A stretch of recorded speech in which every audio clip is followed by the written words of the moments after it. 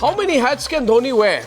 And how much more will we have to hear about cricket before we have a clean-up? I mean, this is now getting very worrying, where even questions are being raised about the Indian cricket captain. This is extremely serious here now.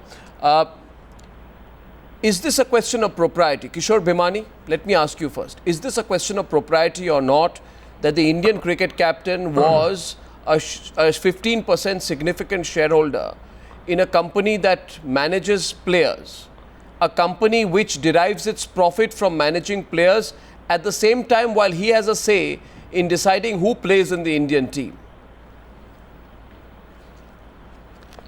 Well, the answer is very simple, Arnab. It has been said all through the day by a lot of distinguished people that it is a conflict of interest. It's the worst kind of conflict of interest. But let me tell you one thing. Even if the defense is that he was there for 1 month, the question of perception, even if he was there for 1 day, it's improper. Because the perception to the common cricketer is that that is Dhoni's company. We Indians are like that. That Dhoni's name is associated with Arun Pandey. So they will say, this is Dhoni's company. So Arun Pandey is Dhoni's friend. Now if I go in there, my son or myself or whoever happens to be representing, wanting to get into a team, if I allow that company to manage me, I will have a damn good chance of getting in. Now there is no other way. There is no explanation about this thing about dues being settled or whatever. And the other question is whether he cannot possibly lend his name to a company. The other question is that the loose talk is that everyone in the cricket world knows. Now, I want to ask you, Latika Khareja, did you know about this? You are director of Ojha Sports Management. You have managed several, several players. Did you know that Dhoni had anything to do in the past with this company, Rhiti Sports Management? No, one has always heard rumors about it, and when in 2007 when he came up for looking for another sports marketing company to represent him, there were a lot of talk about where he would go. All sorts of big companies were in the fray. There was IMG, there was World Sport Group, but he decided to go with somebody who was clearly his friend, didn't have a track record, and had a very, very strong, guarantee, which a lot of the press did not believe was possible for this person to have, given the way the office premises was or the person's track record was. So definitely it was his own office. I mean, there's no doubt about that. And definitely it was something that he decided to put together, which is a good business decision, since he did, since obviously it implied a lesser payout. No, but it can be good business. My question today is about propriety, Atul Vasan. The propriety stems from the fact that whether for 1 second, 1 minute, 1 day, 1 week, 1 month or 1 year, did Dhoni tell the BCCI that I am a 15% stakeholder in a company which manages 3 Indian players? Did he say that? Because you can't be a captain and a manager, you can't be a captain and a part owner in a company that manages. And if he says now that, no, I was not really running the company for that 1 month, who's going to buy that? Regardless, should he have disclosed this to the BCCI, Atul Vasan, you think? I think it's an oversight. You're right. The way you put it, it's improper. But let's look at the ground reality. It's just 15%. And it's not really 15%. The whole company. No, what 15%? No, why just 15%? They wanted to manage. No, why do you say just 15%? Let me finish. Whether it's 1% or 15% or 1.5%. I'll tell you why just 15%. Why? I'll tell you. Okay, you can say that even 1% is wrong. I am agreeing to that. But I'm just putting the numbers out to you. This company was formed because Dhoni was managed by another company and Dhoni was making these mega bucks and the company was taking 20%. So they thought, let's make our own company. Yes, you see, but the company is not managing Dhoni alone. The company is managing other India players, Atul Vasan. The company is managing other India players, not Dhoni alone. I know that Dhoni alone, it's a different matter.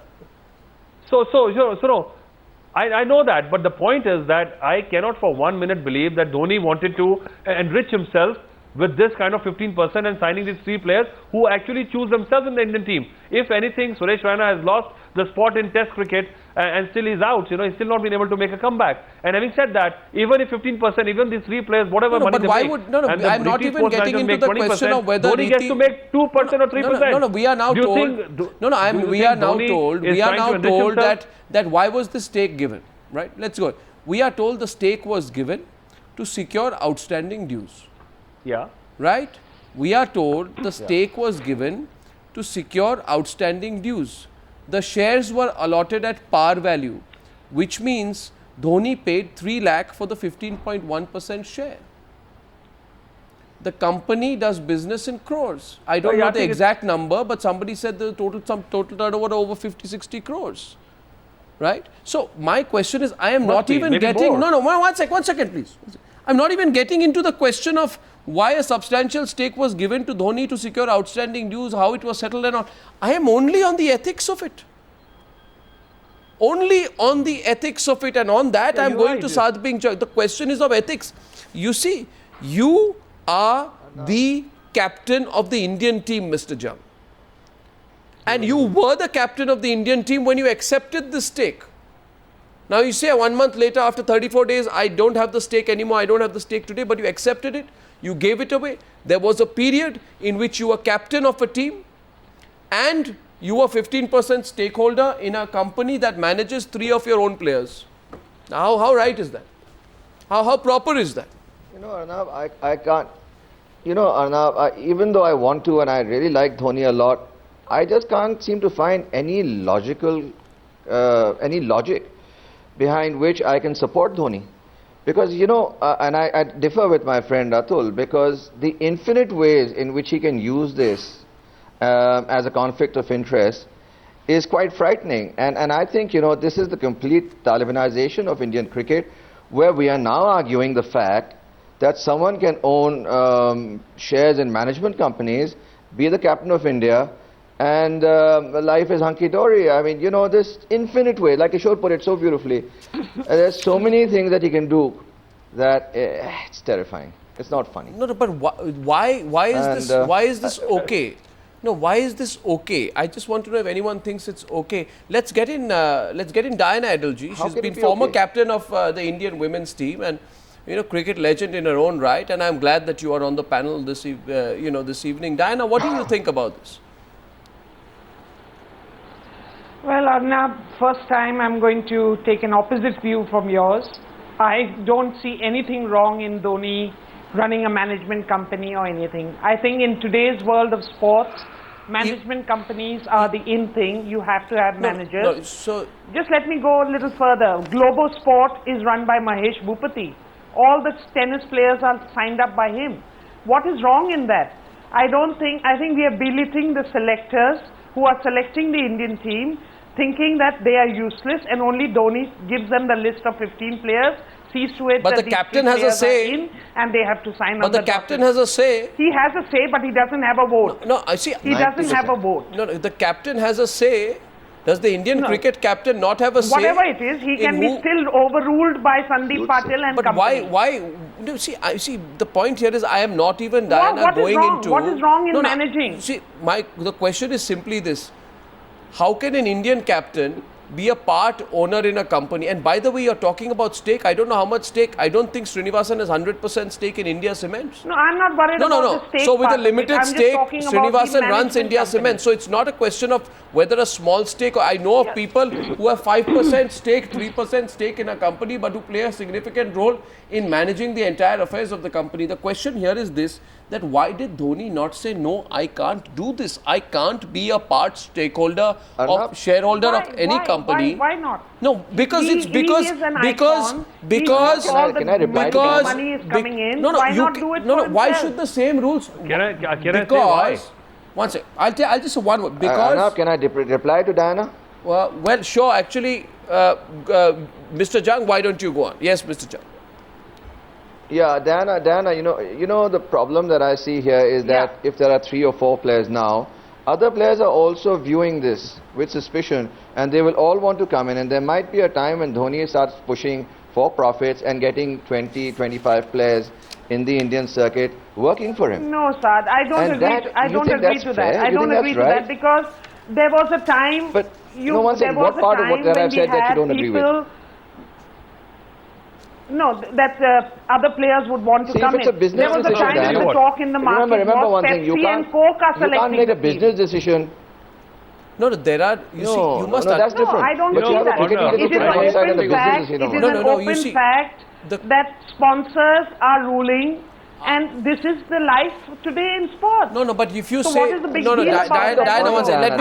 Let me get YP saying. No, one second. I want two panelists have not spoken. Two panelists have not spoken. The question here is this. It has been reported that Dhoni has an equity interest, direct or indirect, through others or directly, indirectly, in at least 3 or 4 firms in which Rhiti Sports is also a part. And the entire question is this. This is a very unusual setup. Why would you want to get into this kind of setup? Why can't you keep an arm's length between your businesses and what you do? You know, because you must not leave any room for people to ask questions. You see, is Dhoni so innocent that he doesn't know that I will be asked questions? How can I have a company which manages a team? You see, if today, it's like saying that Latika Jadeja becomes captain of the Indian cricket team. And Latika Jadeja, while being captain of the Indian cricket team, is also a director of Rhiti Sports Management. Now, Latika can turn around and say that, you know what, that's my game and this is my business. So be it. No, what do you mean, so be it? I think, Diana, what she's propagating, the concept of negative equality, if somebody else has done a wrong, I also can do a wrong, that is justified. Now the fact remains that Supreme Court in 2011 judgment had said that these people are public servants.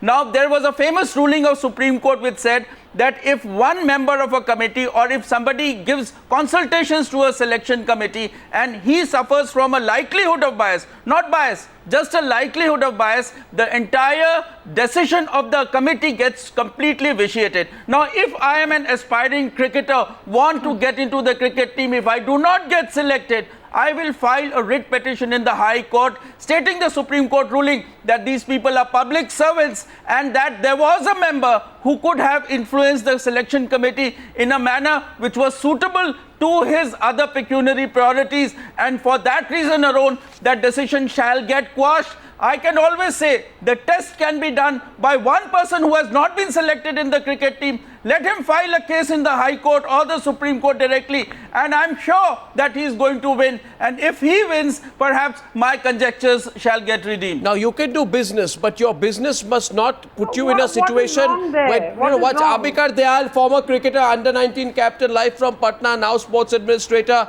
Amikar Dayal, what do you think of Dhoni's, the questions of propriety being raised by Dhoni? Would you have done something similar if you were in the same situation? Would you have been captain of the Indian team and also had for 34 days a 15% interest in a sports managing company managing Suresh Raina, Ravindra, Jadeja and Pragyan Ojha? Would you have done that? Well, Arnav, if you talk about ethics... I'm only talking about ethics. I fully support your views. Yeah, if I talk about ethics, I am totally with you. But then, in India, this topic has never been taken up seriously. It's not a very serious matter in India, never been. No, but ethics don't matter. And if, I don't ethics don't matter. Even constitutional propriety. No, in India, I'm talking about India. No, in India, ethics don't matter in cricket. This issue has never taken up. No, it does matter, not taken up seriously, By whom? By the BCCI. See this happening in America. By the BCCI, Mr. Dayal. By the BCCI, Mr. Dayal. In every sphere of life, in every profession, you find this conflict of interest. No, I'm sorry, I don't buy, Mr. Dayal, I don't buy this. I don't buy this. We must not forget, seeking negative equality. If other has done a wrong, my wrong is justified. If other is corrupt, so my corruption is justified. No, it's not justified. I'm telling you. No. You just try to understand me. I say if ethics is the issue, I fully support you. But India it's not been like that. So if you frame some of not being rules like that means what? Fine, negative equality. No, I'm telling you. No, I'm not. So Kishore Bhimani wanted to respond there. Latika, I'm coming to you right after that. I'm sorry, I don't buy that argument at all, Mr. Dayal, that you are putting out that India is like that. I want to make just 2 very small points on that. Please do. Just one thing, let me... conflict of interest in cricket has been there for years, and it has tried to be stopped, and it will have to be stopped. It started 30 years ago when people on the field were writing for newspapers every day. Now this is...